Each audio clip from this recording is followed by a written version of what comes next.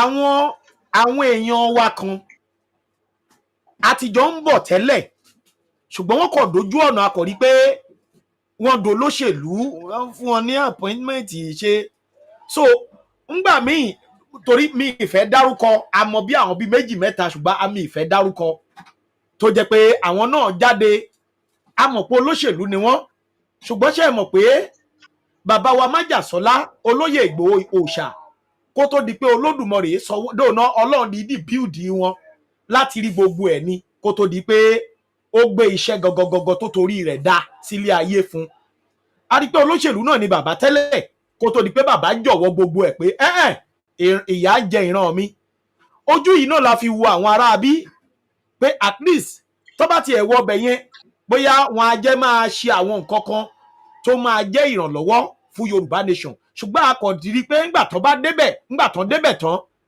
àwọn ló tún wá ń ṣe voice note tó tún fi ń takò wá bàbá báwo lẹ ṣe rí àárín yìí sí. Gbogbo ẹ̀yin ọmọ Yorùbá tẹ́ ń gbọ́ wa ní àsìkò yìí mo fẹ́ kẹ́ mọ̀ wípé àwọn kan Ọlọ́run gbé àwọn special ability láti ṣe nǹkan tó ń ṣe. ńgbà tí wọ́n bàbá ẹ má bínú sà ṣe rí ńgbà tó wà pẹ̀lú wa kì í ṣe pé bóyá a mọ̀ dọ́ndọ́n pé olóṣèlú làwọn ará bí ṣùgbọ́n ńgbà tá a wá létà rí pé àwọn gáìsì ti ń bá àwọn olóṣèlú jẹun àwa wò pé bóyá wọ́n fẹ́ ó ní nǹkan kan tó fẹ́ ṣe because àwa ti bìlí pé gbogbo ẹni tó bá wà ní ìrìn àjò yìí ààbò olóṣèlú ṣe mọ́ bíi àwọn lídà wa tá a mọ̀ ṣùgbọ́n àwọn kan wà tó jẹ́ pé ńgbà tó wá yá a rí wọn pé tí rálì bá ti ń bọ̀ wọ́n máa takò wá wọ́n máa ṣègbà wọ́n dẹ̀ ti wà pẹ̀lú wa tẹ́lẹ̀ rí bàbá kí ló fa gbogbo nǹkan wọ̀nyí tí àwọn èèyàn wọ̀nyí fi ń yí àbàrà ní yí padà di nǹkan míì nínú ìrìn àjò wa.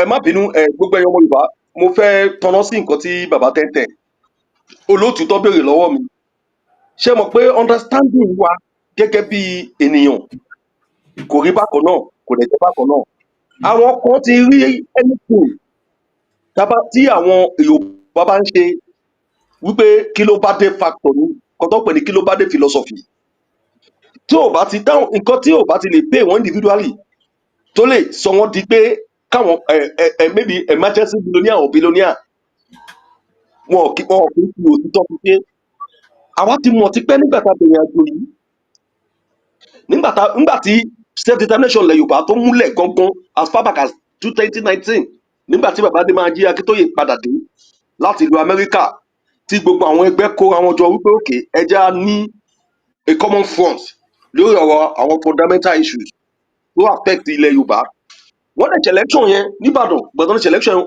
over 100 groups tó lọ election yẹn láti appoint yẹn tó máa jẹ́ Yorùbá leader. It was the majority of the representative of the various group ló elect bàbá Adé Májí Akíntóyè who scored the majority vote during the election as against the candidacy of Tinubu táwọn olóṣèlú láàrin wá champion.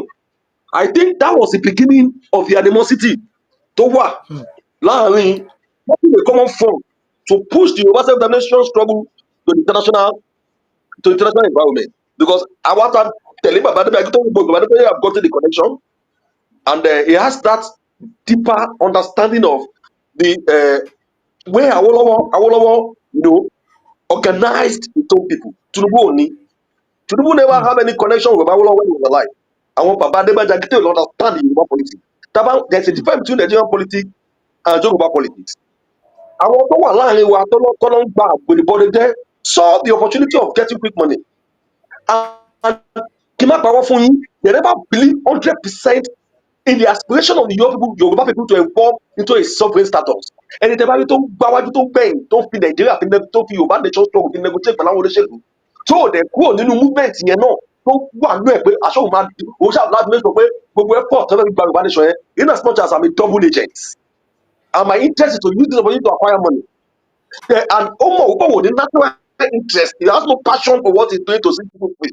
Irú àwọn èèyàn yẹn lè máa rí nínú struggle yìí tó yẹ pé tó bá ti pé a ti fẹ́ gbé ẹni ìgbésẹ̀ kan tó máa favour struggle wa.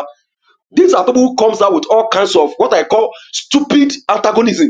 Àwọn lẹ́gbàá tó máa bẹ̀rẹ̀ sí kó máa bẹ̀rẹ̀ sí kó wọ́n máa bẹ̀rẹ̀ sí kọ́ wọ́n máa bẹ̀rẹ̀ kí nìyẹn ní Yorùbá wọ́n bẹ̀rẹ̀ sí tako gbogbo ìgbésẹ̀ tó fẹ́ gbé yẹn. Now ẹ rí i pé as far back as 2022 we put up there's a lulo in our program although campaign lọ lórí social media consultation lọ underground planning lọ ẹ rí i wípé àwọn people yóò sọ kankan they were aligning with their political points through the back door àwọn ò dẹ̀ mọ̀ now they now saw that the leadership of the movement have gone underground to re-strategize and kept some certain information away from the public. This certain element now means that the election is fast approaching, that billions of dollars is going to be coming from this, those who control the super structure, who they claim to be one of us, being the Yoruba president of Nigeria. They knew that the man has enough goodwill láti make sure pé torí kò ní àwọn tó bá dáa kò ní ẹ̀fẹ́ ní ọwọ́ gúdù fún wọn àwọn tó jẹ́ òkúkú láàrin wọn yẹn tó wọ́n tó pé to acquire anything to tell the Yoruba people aspiration away ló máa jẹ́ easy mode láàrin wa tó lè lò láti fi create a permanent confusion among us.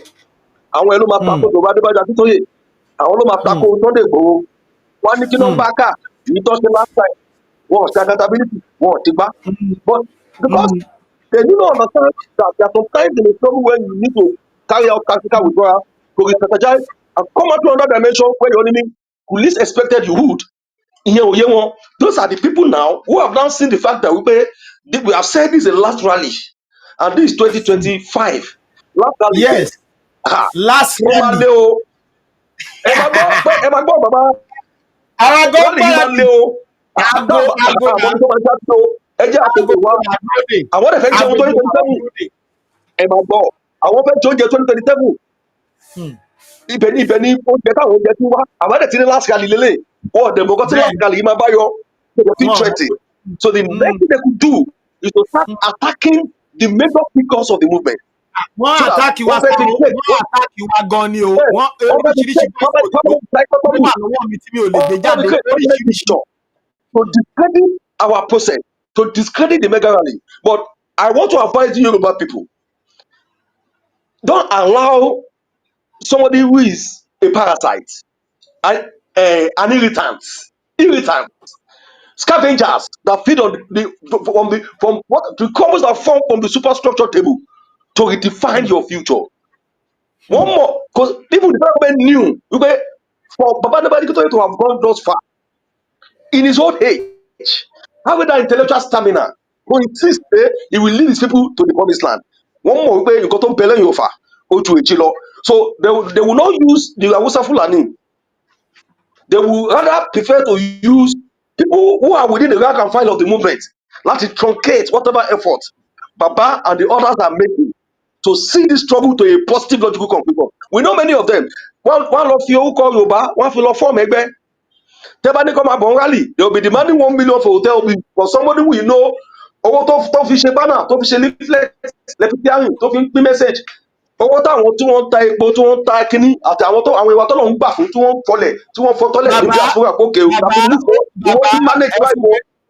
Ẹ fún mi ní ìṣẹ́jú kan péré, ibi tẹ́ ẹ sọ̀rọ̀ dé yìí, olóbù mi rántí bàbá wa kan mo máa forúkọ bò láṣìírí. Tí bàbá yìí tó bá máa sọ pé gbajúgbajà ni bàbá yìí, tá a bá máa pè é pé ó dá o bàbá ó máa bọ̀ ní rálì o, ó máa béèrè owó òtẹ́ẹ̀, á béèrè owó àgbò tó máa kọ́kọ́ pa kó tó di pé ó kúrò lé, á lóun máa fi àgbò yẹn kọ́kọ́ ṣètùtù náà, á béèrè owó àgbò at the end of the day bá a ti rálì bá kù díẹ̀ kó parí ló ṣẹ̀ máa wá yọjú, á lóun kó àwọn ènìyàn bọ̀ bó ṣe ń ṣeré kì í ṣe èèyàn kan kì í ṣe èèyàn méjì ló ń ṣe fún o, a máa forúkọ bò láṣìírí nínú Yorùbá nation náà ni àwọn náà wà lára ilé tó wá yà mí lẹ́nu jù, wọ́n wà lára àwọn tó ń ṣe alátakò wa lọ́jọ́ tòní, ó wá jẹ́ ẹ̀dùn ọkàn fún mi wípé bàbá ẹni tá à ń sọ̀rọ̀ ẹ̀ yìí almost 300,000 là kó fún èmi àrólé ni o ọmọ bàbá 1010 nítorí pé a rí ni pé bàbá ó kan gbogbo nǹkan sílẹ̀ pé a fẹ́ ṣe rálì mi bá a fẹ́ káwọn èèyàn pọ̀ ẹ bá mobilize àwọn èèyàn 300,000 ṣùgbọ́n lọ́jọ́ tòní ń kọ́ mo ṣe máa ń gbà ládùúrà pé nínú ìrìn àjò yìí gbogbo wa pátápátá lolódùmarè máa san sí ọwọ́ wa fún, gbogbo wa la máa jẹ sí ọwọ́ wa pátápátá láìpẹ́ ẹyọ kan lágbára dẹ́dà ṣẹ̀dá. Bàbá ẹ gbóhùn sókè.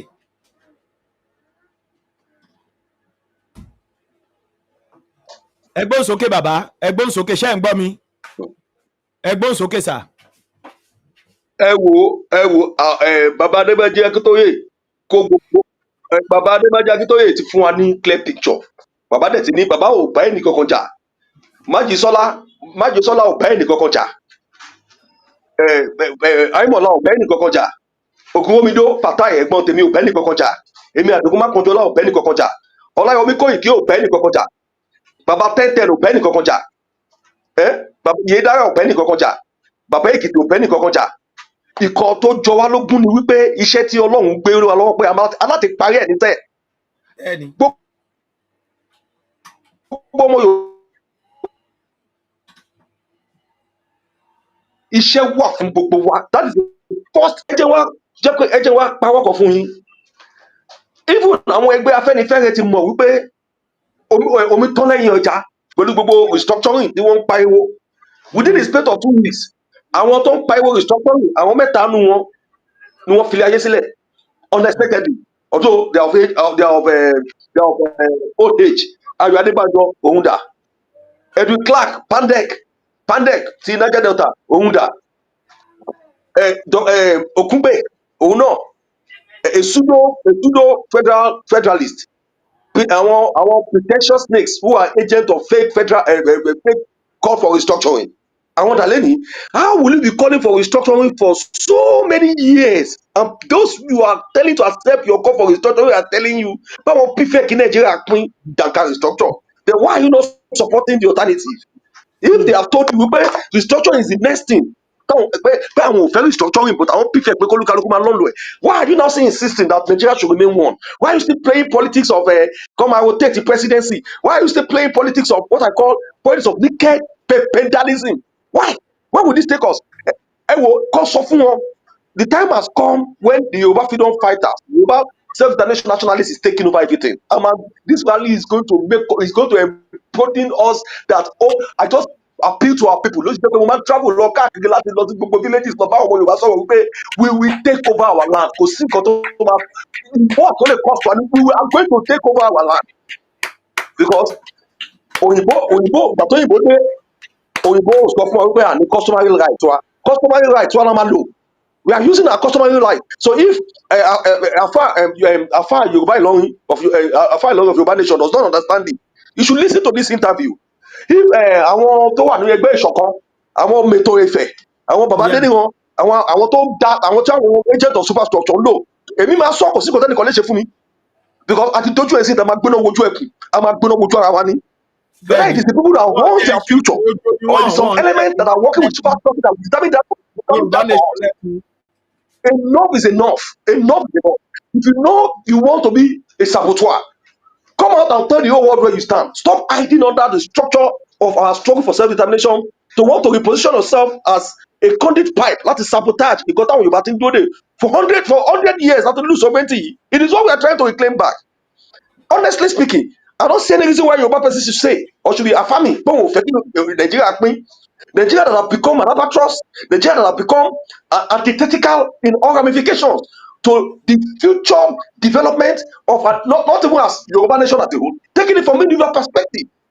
How can 3% of over 60 million people at home be aligning with football lords and conquistadors that destroy life of Yoruba? Why will Yoruba youth, after graduating from school with high expectation, tó ń ta epo nínú ọjà, tó lọ yáwó lápò, tó ti fi ìfẹ́ tọmọ ìgbà ṣe tán tó bá ríṣẹ́, ni òun máa bẹ̀rẹ̀ sí enjoy gbogbo sacrifices tó make lórí ọmọ òun? Àbí èyí tó pé ọkọ ẹ̀ kú, kò kàwé, kò ní another means than to go to the hotel láti máa lọ bá wọn kò tù. Àwọn olóṣèlú náà ni wọn lè help ẹ̀ máa lọ patronize ẹ̀. Having free access to our God-given natural endowment, wọ́n á take advantage wọn. Ṣebí owó yìí náà lọ́wọ́ obìnrin yà fi train ọmọ yẹn lọ sí school. Tóun bá tiẹ̀ kàwé, with the power ọmọ yẹn máa ní lọ́jọ́ ọ̀la, ó máa ní lárí lọ́jọ́ ọ̀la. This is what these are the things Nigeria have unleashed on our sensibility and our capacity, our industriousness, our intellectual invisibility, our creativity as a Yoruba. And enough is enough. That is why I'm using this program The Tinubu will program yìí. Our Yoruba will share guinea pig, political guinea pig and the. If you want to be Nigerian president, declare not whatever part I want to be part of Nigeria as your own country and get yourself related over them. We Yoruba want our own sovereignty. The one the British stole from us and handed over to them, we want it returned back to us. And we're going out on the street to reclaim it because the power to reclaim back your freedom is on the street. It is not in the government house. It is on these people who go out on the street in their millions of thousands to reclaim back their sovereignty. That is why I want every Yoruba person that is listening to me today. It is better you die fighting for your freedom than for you to remain to be killed silently in captivity forever. We must resist them. You are telling our belly Kokoja, we are reclaiming back our land. Bí orí èèyàn kan lé ní báyìí tí fídíò ẹ̀ tún wà lọ́wọ́ mi fresh orí wọ́n ṣẹ̀ gé nsìn. But all this, what they are doing on our land is called systematic genocide. They will not kill, they will go for those who are most industrious among you, who are more successful, who are more prominent, and begin to carry out systematic attack against them. In anyone penny systematic genocide, in international law, where you kill the best of a nation, of an ethnic nationality group, to instill fear in the minds of the majority who are probably feeble or are not courageous enough to resist your continuous physical elimination of the bulk of the intelligentsia. You got to they won't, if they declare war, see, one of the bounce the forest, but I don't declare war against her, or might lead to a chain of events to make you about the law. So what they are doing is they are carrying out what we refer to as a systematic elimination of Yoruba population within on our own territory to instill fear. And that is why when I saw Sheyi going to meet Gumi under the gap of going to lobby the traditional or whatever, it provoked my sensibility as a Yoruba person. I was almost seeing myself as a bastard and somebody who is misnomer to have been created in a nation called Yoruba who did not even understand who they are. Who are so I don't know whether we are timid, I don't know what is wrong with us, whether we are so selfish, whether it is the greedy nature of us that is not making us to come together to come out forcefully to say enough is enough. How can fragment of some certain people among us be going to sound over 90, over 80 to over 100 million Yorubas all over the world, even with those who have been taken to captivity for over 400 years? It is so annoying. So it is either we go out and say enough is enough. We are claiming back. But one time, where the whole world will be looking at us, seeing that it is Yoruba people who are taking over their land. They are restoring their lost sovereignty. And I thank God for the new world order. We have Trump, we have Putin. People are looking for new allies who they can trade with, who they can align with, to separate from the follies of the European nation states, who champion all who were the initiator of all the confession of the African continent. So we need to be decisive because now we have two state actors internationally who can help us get our freedom. So it is now. And that is why we will occupy the street decisively until our freedom is achieved.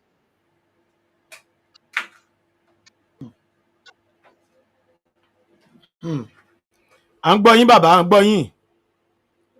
So the bottom line is Baba Ademaja Akintoye, the de facto prime minister of the emerging Yoruba sovereign state. Baba must have that courage. Baba is old, but the spirit within him is new. Baba is a young old man. People around Baba must be genuinely committed to the struggle. So they go to the chief of staff of the Yoruba nation must be ready. Kò sí agbára ayé kan tó ká Sunday Igboho. All of us are transforming to the new Sunday Igboho in this nascent process of going out to reclaim our lost sovereignty. Let everybody work together as a family. Ẹ má jẹ́ kí disunity, ẹ má jẹ́ káwọn tó plant sáàrin wa concrete any kinds of disunity among us.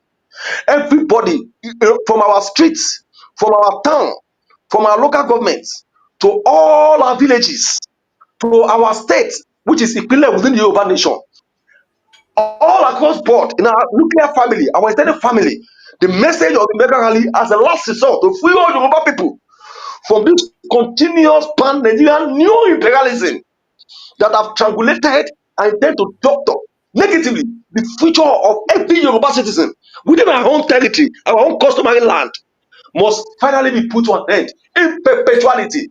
And this rally is to bring about the freedom of the Yoruba people. Ẹni tó bá ń gbọ́ mi kó máa gbọ́ mi dáadáa. Ẹni tó bá wù kó lọ sápamọ́ sínú rápá ìyàwó ẹ̀. àwọn alálẹ̀ Yorùbá lé ẹ jáde tó bá wù ẹ́ kó ní Amen. ẹ kí ló kún ẹ ẹ̀mí mímọ́ àwọn olè wá mú ẹ wọlé everybody must go out gbogbo wa pátá lórí street to proclaim to the whole world that we are citizens of a new nation called the sovereign state of Yoruba land. Ẹ jẹ́ kí n dúró bíbá ẹ lótú. Ẹ ṣeun bàbá wa, mo dúpẹ́ lọ́wọ́ yín, ẹ ṣeun. A dúpẹ́ lọ́wọ́ yín bàbá. Ohun tá a tiẹ̀ tún fẹ́ tí mo fẹ́ béèrè lọ́wọ́ yín ni wípé àwọn ọmọ Yorùbá wọ́n ń wò ó níwò wípé gbogbo bí ó ṣe ń lọ ní ilẹ̀ Yorùbá ń sìn tí wọ́n pa àwọn èèyàn tí wọ́n ṣe yìí, àwọn kan sì ń wò pé àìtí ní ìjọba gidi ni. Mo ti ẹ̀rẹ́ nìkan tó táìpù síbi ó ní na democracy we want. Ẹnìyẹn tó táìpù ẹ̀ síbẹ̀. Ẹnìyẹn tó táìpù ẹ̀ sí kinní ó ní na democracy we want. Ẹ̀yin èèyàn mi. Now bàbá, àwọn kan wà tó jẹ́ wípé wọ́n ń wò ó níwò wípé ó dà pé Nàìjíríà yìí sì máa dá lára àwọn ọmọ Yorùbá ni o tó yẹ kán dá sí wa, ṣùgbọ́n wọ́n sì ń wò níwò pé ṣé ká tún Nàìjíríà ṣe pé ìyẹn ló máa dẹ kọjú ẹ̀san yẹn pé tó bá ẹ̀jẹ̀ má bínú. So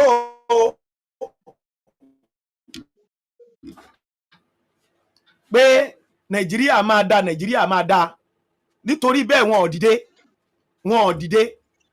So kí lẹ gbà pé kí ni ṣé tí rally bá dé náà ṣe àwọn gáìsì máa join wa ṣá àbí pé Nàìjíríà yìí náà ṣe ó ti yé yín nǹkan tí mo try láti sọ. Elétù bàbá 1010 ẹ jẹ́ ká face reality. Wọ́n gbọ́ ṣùgbọ́n wọn ò tí ì dìde o. Wọ́n Nàìjíríà lọ ṣe ìgbàgbọ́. Ẹ jẹ́ ká face reality. Ẹni sùúrù. Ẹni tí Ṣàngó bá wọ́n ní àwọn kan máa sọ wípé ẹni tó mọ̀nà ló mọ way. That's the Nigerian popular slogan. Ẹni tó mọ̀nà ló mọ way. But the truth of the matter is this. Ẹ wo àwọn tó ń sọ fún yín wípé Nigeria yìí máa dà. They lack sense of history. Some of them are misguided. Some of them are agents working for the superstructure. Some of them have their father. Wọ́n ti fi àwọn kan wọ́n ti forí wọn gbà pààrọ̀. Some of them have lost their humanity. Some of them don't think straight. Igbó tó ń mu àti ìmúkùmù tó ń kù yẹn lórí wọn rí access láti máa dúpẹ́ àwọn lórí social media. Àwọn tó ń pè ní yahoo national. Wọ́n fi wípé condition táwọn wà lẹ́nu because Nigeria found an opportunity to be living a rogue life. So those who may not want to conform to such obnoxious social misnomer of living life of vagabondism, wọ́n fi pa àwọn èèyàn ògbọ́n, wọ́n fi pa àwọn agbèrò ni wọ́n demand fún Yorùbá nation, wọ́n fi pa àwọn nitwit ni wọ́n ìsìnkú Yorùbá láti lọ, ẹ fi àwọn púpù yẹn lẹ̀. I can assure you by the time tí rally yẹn bá bẹ̀rẹ̀, ọ̀rọ̀ EndSARS tó lọ last time, nobody expected that massive crowd. People àwọn tó ń sọ fún mi pé àwọn ò ní dá sí nígbà tó bá rí organization of the rally tó dẹ̀ rí gbogbo àwọn caliber of people who are leading that rally tó dẹ̀ rí pé rally yóò ṣe rally pé bóyá fẹfẹrìtì lórí street tó rí decisive action, organized non-violent action, reclaiming our territory, reclaiming our institution, reclaiming our language, proclaiming and reasserting our ownership of all the natural resources on our land with proper continuous second to second, minute to minute, hour to hour, continuous sanitization and educative articulation coming out from the various leading light of this struggle. Nígbà rally yẹn tó sanitize the consciousness wọn, tí wọ́n rebuild the confidence wọn, telling them that life don't live a fake life. Anybody who is telling you today that there is nothing wrong with Nigeria, that Nigeria will be better, ẹ jẹ́ àlọ́ ṣe critical analysis fún àwọn èèyàn báyìí. They are not human beings. These are people who came out from what I call from maybe àwọn tó ń bí dànù, àwọn tí wọ́n ní history, they are proper family history. They share dual ethnic connection, whether their father is Fulani or their mother is Yoruba, or any of their mother is of Yoruba clan, and their paternal connection is with any other ethnic clan in Nigeria. Who are when your parents woman feel so discomfort, though you pay law because they knew that they don't share any natural bloodline màmá wọn ní Yorùbá, bàbá wọn ọ̀tá Yorùbá ni wọ́n. So what do you expect such an unscrupulous element to do when they discover that their mother's side, the people of their mother's side, have insisted that they must have their own separate country? And ẹ̀dẹ̀mọ́ lára àwọn nǹkan tí wọ́n propose nínú àwọn constitution ilẹ̀ Yorùbá ni wípé paternal connection will be more favoured in terms of extending right of citizenship to anybody who is laying claim to be citizen of Yoruba land, so as to forestall any act of what I refer to as political and economic progressiveness tabani omuale to eventually emerge láti lead a sovereign Yoruba state. Mo fẹ́ kẹ́ understand it dada. So no, you could not expect people like that not to insist pé rally wo la fẹ́ ṣe, ibo ni Yorùbá ń lọ. There are many of them on a daily basis nígbà lọ ṣe evangelism lórí Yorùbá nation àti rally wa tó ń bọ̀. I meet some of them who will be so tẹ́ bá ti jáwọ́ Yorùbá nation báyìí, you see how aggressive they will react to you. They are ready to tọ́ba ní ìbọn lọ́wọ́ wọ́n láti shoot èèyàn wọ́n láti shoot ọmọ Yorùbá yẹn. So ẹ̀gbọ́n, what I would just advise you is when the sheep are down, Yoruba people will separate the wheat from the chaff. God máa fi ta yín lóhùn yẹn.